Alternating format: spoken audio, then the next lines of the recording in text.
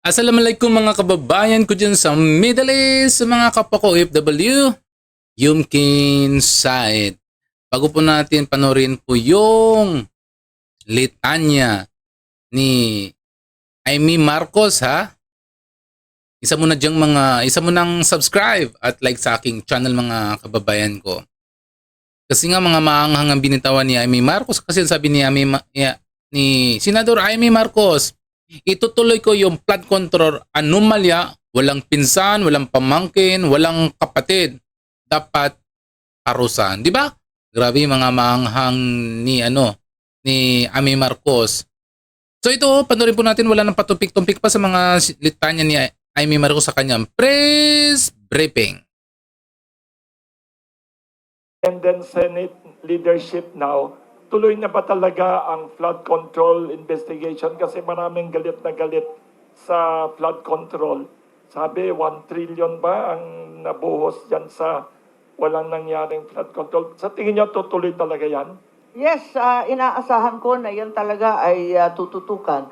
Pagkat hindi matapos-tapos yung topic na yan at hanggang ngayon, wala pa rin mga mastermind na nahuhuli. Hindi naman tama siguro yon. Kaya kinakailangan talagang pursigihin natin kung sino man abutan yan. Kung kamag-anak ko, pinsan buo ko, kapatid ko, pamangkin ko, sorry na lang, wala tayong magawa. Talagang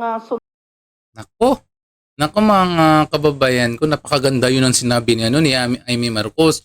Walang pamangkin, walang pinsan, walang kapatid, di ba? Kailangan mahuli natin ang mastermind kasi nga ang tagal na, tingin ko mag-iisang taon na hanggang ngayon wala pang mapapanagot sa grabing sinabi ni Bongbong Marcos, 'di ba? Sa sinabi ni Bongbong Marcos, sinabi niya, mahiya naman kayo. Kailangan mapanagot. Pero sinabi niyang mahiya naman kayo hanggang ngayon walang napapanagot.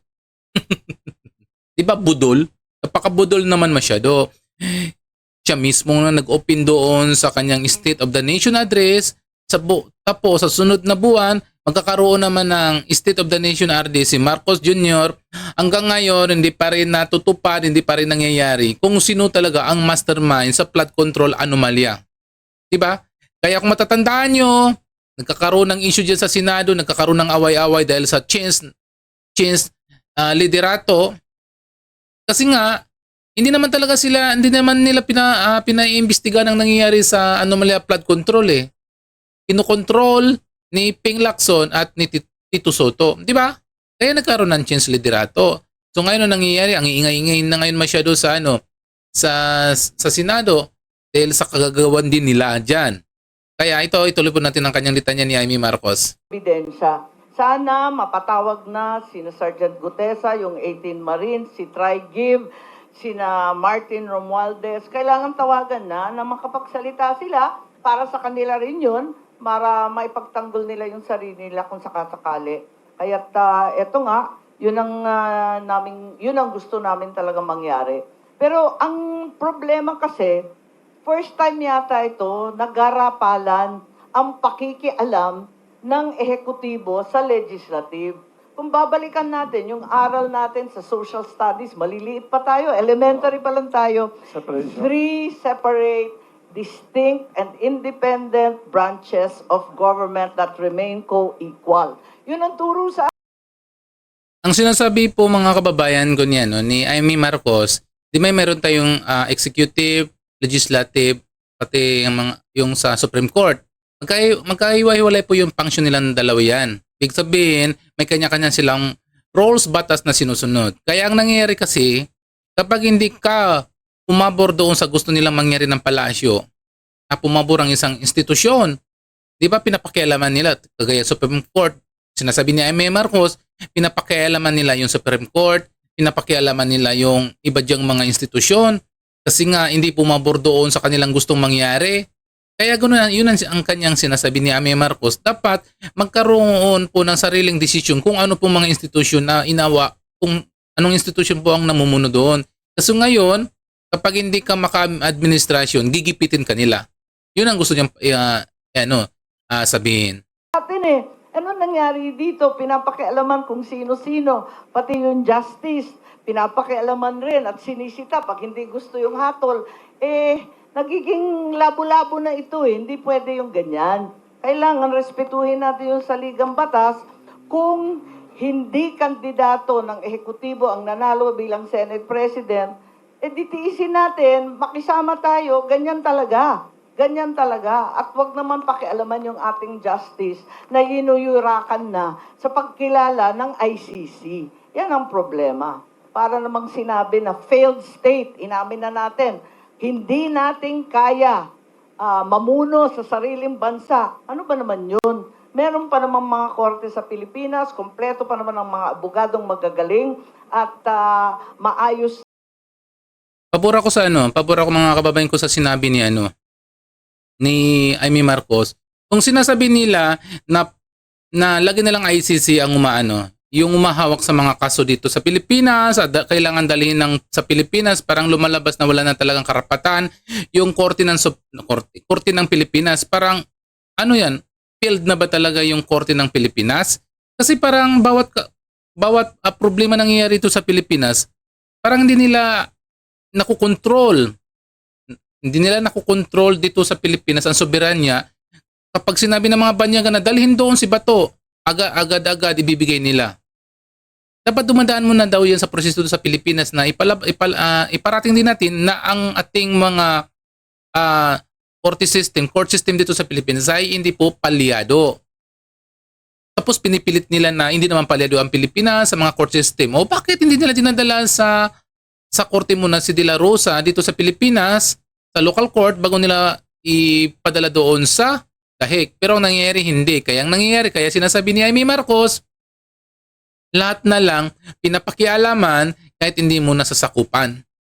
'Di ba? Kaya mayroon nagkaroon daw ng iba-ibang roles or batas ang bawat institution, pero ang nangyayari sa ngayon sa kapanahonan ngayon, pinapakialaman dahil hindi sila pumapabor sa gusto ng pinuno. 'Di ba? O ayan, 'di ba natatandaan niyo ng mga kababayan ko, 'di ba nagkaroon po din ng walkout ng mga senador, si Subere, si Risa Ontiveros, si Rapi Tolpo, ang isa pang Tolpo, Pangilinan, 'di ba nag-walkout sila? Kung napansin niyo, bakit nag-walkout sila? Ito, panoorin natin. Ito po ang totoong nangyari. Panoorin po natin ito yung pinag-usapan sa Senado ni kay Alan Peter Cayetano. Kung bakit nag-walkout yung mga senador. Kung ano bang pinag-usapan nila. Ito pa ang pinanggalingan. Before that, Madam President, yes, we recognize Senator Erwin Tulfo.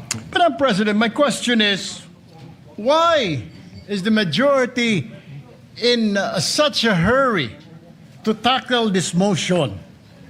This allowing a senator for justifiable reasons to attend and participate in the session through teleconference, whereas in Rule 14, Section 41, under B, it says convene and hold a session through teleconference, video conference, or other reliable forms of remote.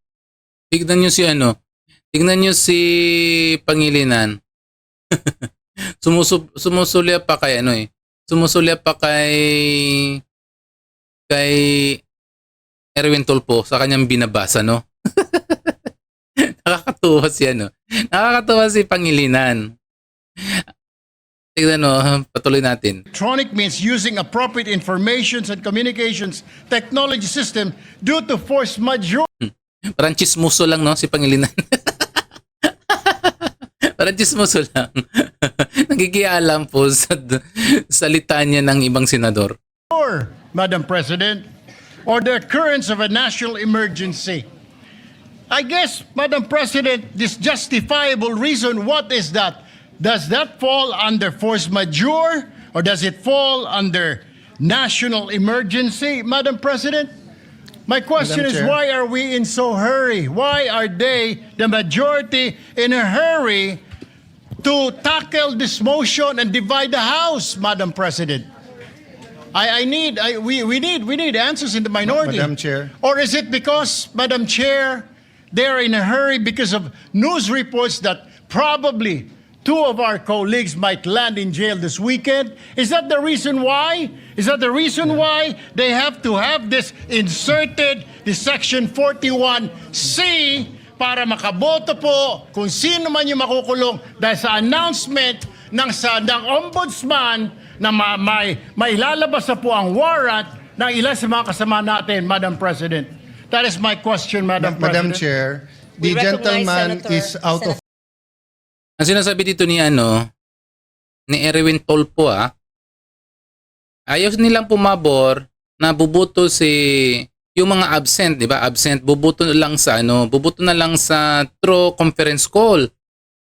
Parang video call na lang na bubuto kung ano ba mapagbubutuhan nila dito. Yun ang gustong ayaw ni Erwin Tolpo. Halimbawa, mayroon kang nakulong na may nakulong na senador tapos mayroong pag-uusapan sa loob ng senado at pagbubutuhan kung kanino siya papabor, ayaw nila mangyari yon. Alam niyo kung bakit? Kasi nga pinipilit kasi ng mga minority na makabalik sila sa majority. Kayo yun ang kinagigil nila ng mga minority bloc. Gusto nilang bumalik sila sa majority kasi unang-una si Senador De La Rosa, di ba? Hindi ayaw nilang payagan na bubuto through conference call o video call na lang gagawin na sa Zooming na lang, ayaw nila ng ganoon. Yun ang gustong iparating ni Peter Alan Cayetano na kailangan magbutuhan na lang para kapag mayroon silang pag-uusapan sa loob ng Senado na kung sinong papalit na halimbawa papalit na bagong liderato diyan sa Senate President, kung sino yung mga nakaano diyan, kung sino po diyang hindi nakapasok, pwede na silang bumuto sa through conference call. Ito ipagpatuloy po natin. order because his question sa nagmamadali, bakit, can be discussed in the actual motion. Can be discussed after the motion whether we should take it up. We take offense that bibigyan niya ng ganyang kulay. It's just like us saying, are you afraid if we have the hearing on the Blue Ribbon on flood control, mababanggit ka rin? You do not make that kind of statements here in the Senate because you assume good faith from everyone. That rule hindi minadali. May 11 pa ho yun. So, Madam Chair, I move that we divide the House. And the voting will be done via viva voce. Madam President, Minority Leader. I move to adjourn or a quorum call. Hindi talaga matanggap ni Tito Soto na tanggal na siya sa pagka-Senate President, no? Kaya ang ginawa nila, nag-walk out silang lahat. Nag-walk out sila kasi hindi nila matanggap na pagbubutuhan na lang kung isa sa kanila na hindi makapasok diyan sa Senado, ito na lang sa through Zooming na lang. Ayaw pumayag ni Tito Soto. Kasi gusto pa kasi bumalik ni si Tito Soto sa pagka-Senate President. O ayan mo na mga kababayan ko, sa mga hindi pa dyan nakasubscribe sa akin, please subscribe my channel. Sa ngayon, masalam.